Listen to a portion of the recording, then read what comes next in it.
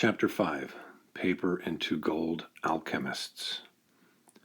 The supranationals have now completely forsaken their leadership in the once upon a long ago time pro-humanity industrial mass production gained exclusively through individual inventive ingenuity, integrity, and local community pride in producing only the best possible products, as does Japan today.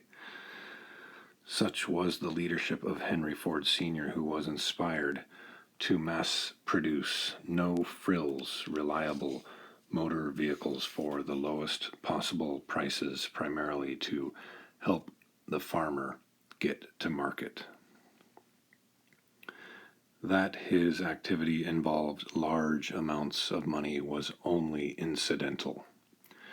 It was obvious to Ford that a prudent amount of earnings must be set aside to buy ever-improving equipment. Also, he determined that a safety factor surplus be set aside against poor economic days. Ford's enterprise was never to make money. At enormous expense, he bought back all the shares in his Ford Motor Company from his original backers, whom he found were primarily interested in making money.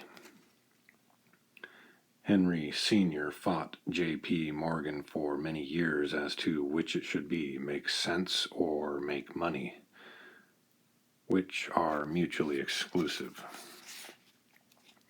Ford's son and grandson failed to understand old Henry's inspirational philosophy of real wealth producing and learned to play only the game of money-making with the money they inherited. It is the strategic prerogative of the invisible corporate giant to unilaterally and arbitrarily alter the scoring values in the economic game of earning a living versus either winning a living or tricking a living. The corporate colossus alters the scoring values by increasing prices to ensure that the industrial game will always be won only by the richest. It is reminiscent of the following incident of my boyhood. Amongst the neighborhood boys of my childhood was one whose family was very rich and had bought him a set of baseball bats, balls, gloves, mitts, and other equipment such as catcher's masks, base cushions, pneumatic catcher's belly protector, home plate. That is, the equipment for an entire team. Finding a suitable neighborhood field, he would attract a crowd of us, eager to play. Resplendent in his baseball uniform, he would announce the rules of baseball as we were to play in if we wanted to use his equipment. When, however, his side or he himself began to lose or play poorly, he would change the rules, making his side's just scored runs worth 5 of the earlier runs. If his rule switching became unacceptable to the rest of us, as it often did, he would pick up all the playing gear, put it in his pony cart, and drive away. Here is another example.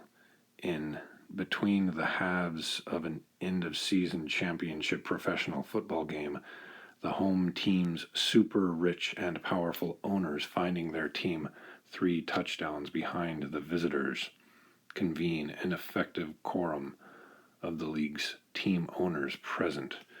Using various economic wrist-twisting tactics, they persuade a carrying majority of the owners to vote that henceforth until further notice touchdowns are to be scored 30 points each, including the 1 touchdown just made by the home team.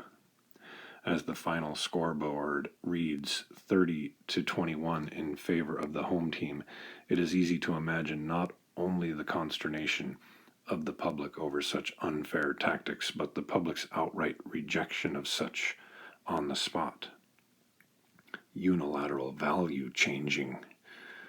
This, however, is all there is to the phenomenon known as unilateral price advancing, which is solely responsible for inflation.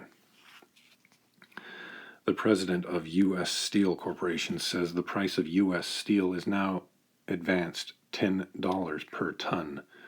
The president of the United States says, Mr. U.S. Steel, you can't do that. The president of U.S. Steel replies, not only can I, but I already have. And that's that, Mr. President. Over and out. Clonk. Individual corporations within the economic power structure bring about inflation through unilateral price advancing. About the reasonableness of which unilateral score-changing the corporate greats use their media ownership to educate the public, they claim their price increase has been brought about by aggravating cost increases within their particular industry as well as by foreign competition, ergo by evolutionary events beyond the price-increasing management's control. To avoid antitrust action, the price increases are done by the great industrial corporations independently, one by one.